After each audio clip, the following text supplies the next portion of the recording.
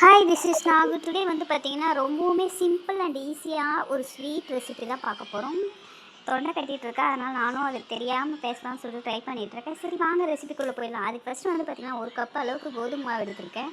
அதுக்கப்புறம் ஒரு 1/4 கப் அளவுக்கு நாட்டு சர்க்கரை எடுத்திருக்கேன், ஒரு எக்கு, அதுக்கப்புறம் வந்து பார்த்திங்கன்னா ஒரு பிஞ்ச் அளவுக்கு சால்ட், அதுக்கப்புறம் 2 வாழைப்பழம் எடுத்திருக்கேன். எந்த அளவுக்கு நைஸாக அரைச்சி எடுத்துக்க முடியுமோ நைஸாக அரைச்சி எடுத்துக்கலாம். இந்த கட்டிலாம் இல்லாமல் நம்ம மிக்சியில் நல்லா அரைச்சி எடுத்துக்கலாம். அதுக்கப்புறம் வந்து பார்த்திங்கன்னா ஒரு தகடு போட்டுட்டு அதில் சூடு ஏறினதுக்கப்புறம் நமக்கு எந்த ஷேப்பில் வேணுமோ அந்த ஷேப்பில் வந்து நான் போட்டு எடுத்துக்கலாம். நான் வந்து பார்த்திங்கன்னா இன்றைக்கி ரவுண்ட் ஷேப்பில் போட்டு எடுத்திருந்தேன். பசங்களுக்கு பெருசாக வந்து பார்த்திங்கன்னா இந்த குழந்தைங்களுக்குலாம் ஹார்ட் ஷேப்பில் அது பொருளாக போட்டு கொடுத்தா ரொம்ப விரும்பி சாப்பிடுவாங்க. ஸோ நான் இன்றைக்கி வந்து பார்த்திங்கன்னா ரவுண்ட் ஷேப்லேயே நான் வந்து குட்டி தோசைன்னு அப்படின்னு குழந்தைலேருந்து பழக்கமானதுனால ரவுண்ட் ஷேப்லேயே போட்டு கொடுத்துக்கிறேன்.